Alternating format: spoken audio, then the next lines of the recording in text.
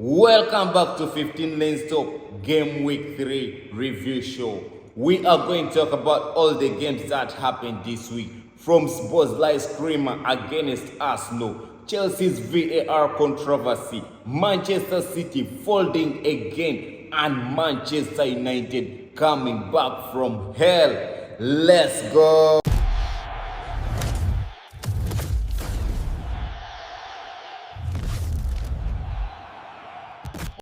Chelsea 2, Fulham 0. In my preview show on this channel, I predicted both teams would score. But because of the VAR controversy, which is the biggest talking point in this game, is the reason why Fulham never scored. We saw the solidity of Chelsea defense, but nothing was there to watch in this game. There was no big performances from any player, but also the guy I talked about was João Pedro. João Pedro scored again. In my previous show, I talked about him. When he got his goal against West Ham, I said, in this game, he may also come, or he needs to prove that it's him. So he went ahead in this game, he also scored and provided Chelsea with that comfortable win against Fulham. But let's go to the biggest talking point of the VAR. Every time, every season, I tell people, I ask myself, do Premier League refs want to be the news? Do they want to be the talking point of the full game? You understand? Because every week in, week out, there is VAR controversy in the Premier League. In the Fulham game, we saw it against Fulham. The goal that was disallowed by Fulham, the build-up, the guy made an accidental tackle on Chalobah. He was trying to turn and just made an accidental tackle, which was called for a free kick, and it led to Fulham's goal to be disallowed. But in the same game, a Chelsea player, João Pedro, handed the ball. Yeah, there was a handball on João Pedro, and the ref never called for that handball.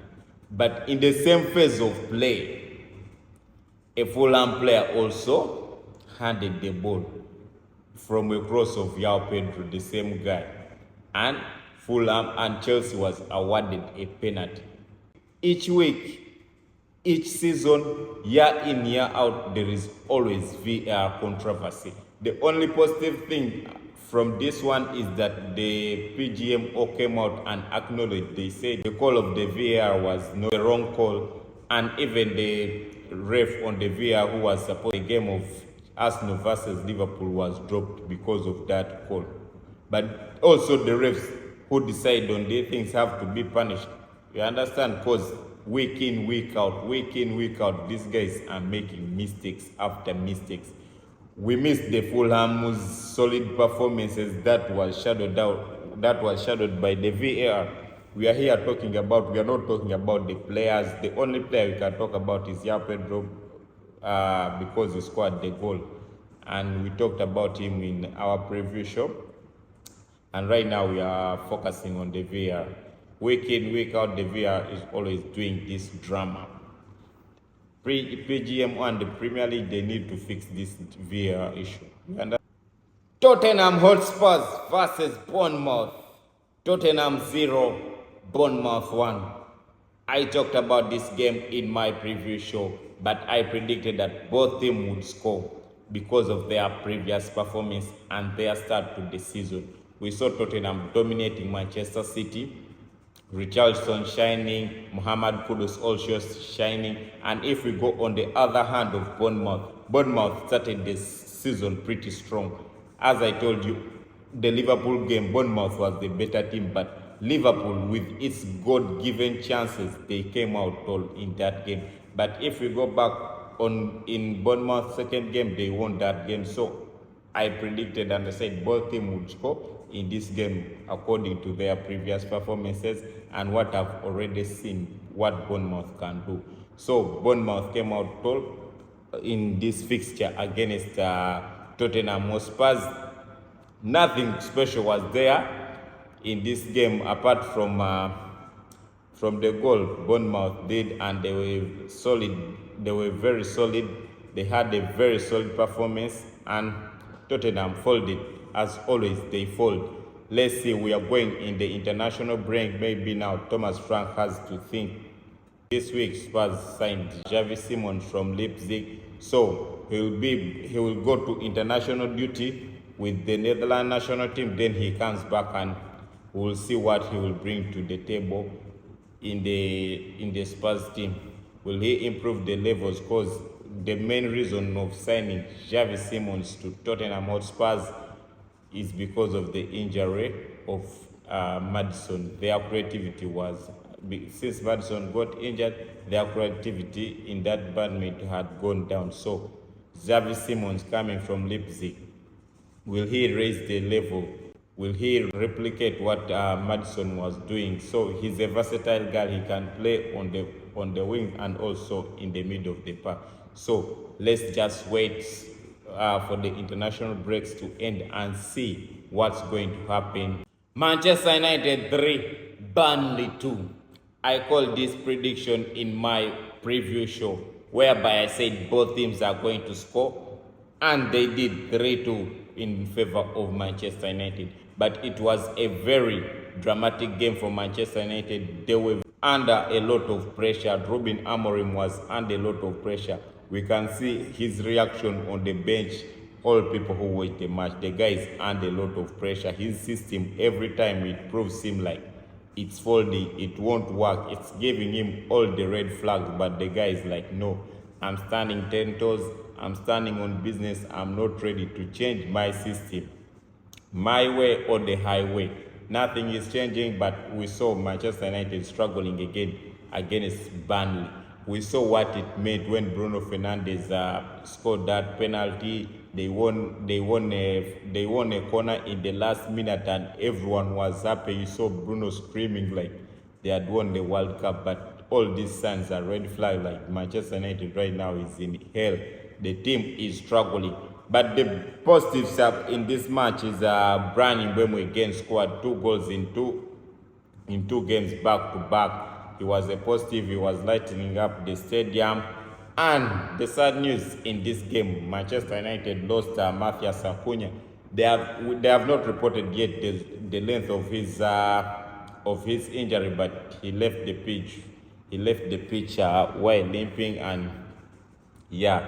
So we are going to see. The good thing, we are going this month in international break, so we will have time to rest, and maybe this week we are going to get the news how the length of his injury, Matthias Cunha.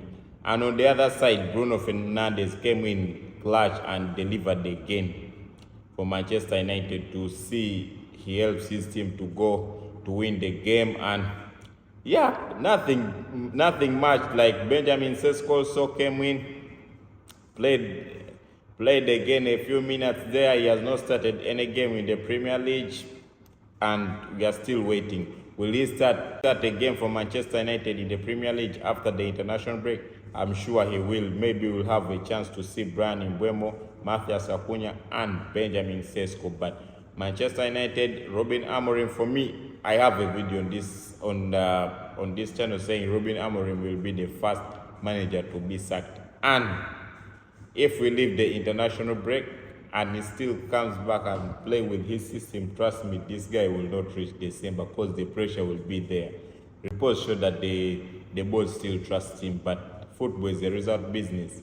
I don't know, Manchester United fans will be patient with the guy who doesn't want to be flexible. The problem is not the players. The players have their own problems, but also the manager. You have to try another system. This system is already figured out. All teams now are figuring you out, because this is what made Guardiola a brilliant coach. He changed system every week, every season. He changed systems. He tries to create a new thing. Manchester City 1, Brighton 2. In my preview show, I also gave this game both teams score. Due to Manchester City's weak defense, I called out for this weak defense. And Manchester City, in the transfer, they did everything right going forward. But their defense is their biggest problem right now. Even last season, we saw it. The problem was with the defense. Even if Rodri is back and he played this game, but we saw the problems are still there, the problems of defense. We don't know why it's taking long, and the transfer is closing today. We don't know why it's taking long for Guardiola to solve this defensive problem for Manchester City. Kyle Walker left, they never replaced him. They are playing there, this guy, Matthias Nunes and Rico Lewis. They are the right backs of Manchester City. But in centre back also, you see they are still lacking. And Manchester City is still struggling. Haaland did what Haaland does best, score. Scoring in his 100th appearance for the club. Rodri came back, did what he did. And nothing big, just Brighton did what it had to do and won the match. But Manchester City, on the other hand, they are still struggling defensively. One day to go, are we going to see Manchester City sign any new defender or no? We don't know, but that's their biggest problem right now. It's the defense, and they are going to struggle a lot with that defense department. Liverpool 1, Arsenal 0. The coward Arteta let Arsenal down again. Martinelli let Arsenal down. This guy needs to start learning Arabic. He's from South America. South American players like money a lot. Let him start learning Arabic and he goes to Saudi and gets money. Because at the toppest level, he's done. Leave football before football leaves you. That's what Gameweek said, and this guy is done. Last week, we saw Szoboszlai locking up Harvey Barnes. And in my preview show, I said, if Arne Slot puts Szoboszlai in the right back, Arsenal is going to have a field day. You understand? Because we thought, or I thought, that Martinelli is going to cause danger on that side if Szoboszlai is he's playing on the right back. But if right now you go in Szoboszlai's pocket, you'll find there Martinelli. He was pocketed. This guy, his decision making, everything, he doesn't deliver. He doesn't give anything to the team. Gabriel Martinelli. And Mikel Arteta, the coward. How can you start with 3 defensive midfielders? How? In this world, how can you start with 3 defensive midfielders? We have seen the first 2 games of the season, Liverpool have already conceded 4 goals. You come against them, you respect them. You have the most prolific striker in the world. But this game, again, we saw, I called out Victor Gyökeres in my preview show. I said, he scored 2 goals against Leeds, but will he replicate that against the big boys in the Premier League, Konate and Van Dijk? He failed. Because he never failed because he was they created for him chances. He failed because there was no creativity. And we saw he tried to fight hard with Konate. He failed. At the end of the day, if you don't have supply like Gyökeres, and we know his strength is in space, release him. Martinelli had the chance to release the guy, but since he plays looking down, he couldn't see that, and he ended up running with the ball, and Konate boarded him, and he lost the ball. You understand? So the game, Liverpool, these first 3 games of Liverpool, by the way, they have not played real good, because still, Vats was lost. He never did anything. Kakis also nowhere to be seen. Liverpool right now, they are winning games without playing any good football. They are on God-given. Because if you go back and watch the highlights, Liverpool did not do anything special in this game. But because of the coward Arteta, who came with a lot of respect for Arne Slot, let me start with 3 defensive midfielders, blah, blah. Eze played in Community Shield. Eze played the first game for Crystal Palace. Eze played even the second game of Crystal Palace. Why don't you start the guy in that attacking role? Ethan Vaneri is there. Why don't you start him in that attacking role? And you just decided, Mikel Arteta, no, I'll go with Mikel Moreno. How come? This is mental. You understand? Teams that win championships don't be cowards. Coaches that win championships don't be like Arteta. You have everything on the line. Throw Eze there. The time he came in, you saw there was a difference. He showed what he can do. But Mikel Arteta was like, no, I'm going to start with Martinelli. Let him play for 70 minutes. Let Mikel Moreno play for 70 minutes. You understand? And most people say like the coaches, not like coaches know everything. Coaches are also human. They make mistakes. They make football hard. Like they are too tactical. Let me go for this. Football is about reality. What's happening in real time. You have to take risks. Liverpool was there for the taking. 4 goals already conceded and they have walked away with a clean sheet. And Arsenal, this season, they had not conceded any goal. You understand? You had 2 clean sheets. Now, you went ahead to concede. And Raya. This guy needs to be benched. Because he had, even in the halftime, in this game against Liverpool, he had made a mistake. But he was saved.